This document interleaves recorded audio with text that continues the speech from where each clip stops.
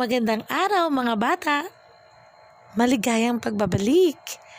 It's me, Teacher Jen. Handa na ba kayong matuto? Halika at samahan ninyo akong matuto ng bagong aralin. Ang pag-aaralan natin ngayon ay MTB, MLE, unang markahan, pangalawang linggo, mga bahagi ng aklat.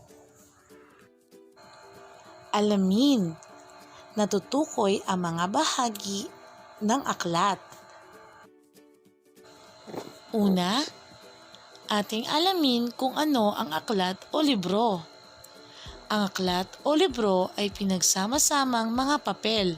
Sa loob nito ay naglalaman ng mga impormasyon at makikita ang iba't ibang salita na may makulay na larawan. Alam na ba ninyo ang mga bahagi ng aklat? Halika at ating alamin. Unang pabalat ng aklat. Nagbibigay ito ng proteksyon. Nagsasabi kung tungkol saan ang isang aklat. At dito makikita kung sino ang may akda ng aklat. Talaan ng nilalaman. Dito makikita ang talaan o listahan ng lahat ng aralin at kung saang pahina ito makikita. Mga pahina. Dito natin makikita ang nilalaman o impormasyong taglay ng aklat.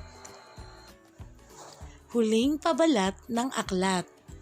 Ito rin ang nagsisilbing proteksyon sa isang aklat. Ngayong alam na ninyo ang mga bahagi ng aklat, kumuha ng isang pirasong papel at sagutin ang pagsasanay isa. Panuto, pagtambalin ang bahagi ng aklat sa pangalan nito.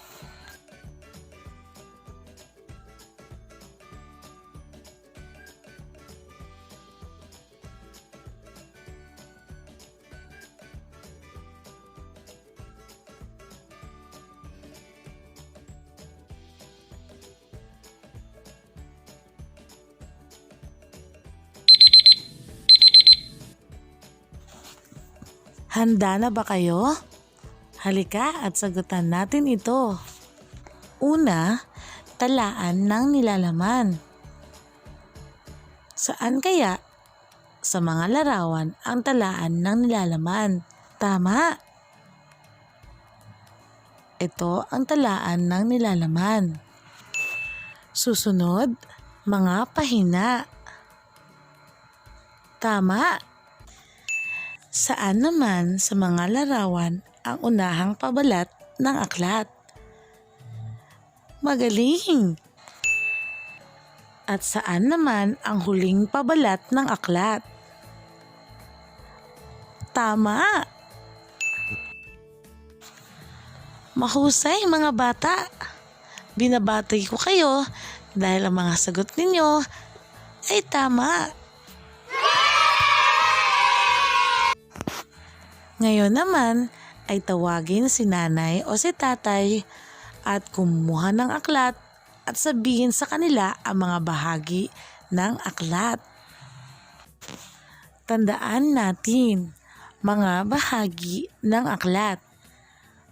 Unahang pabalat ng aklat, talaan ng nilalaman, mga pahina at huling pabalat ng aklat.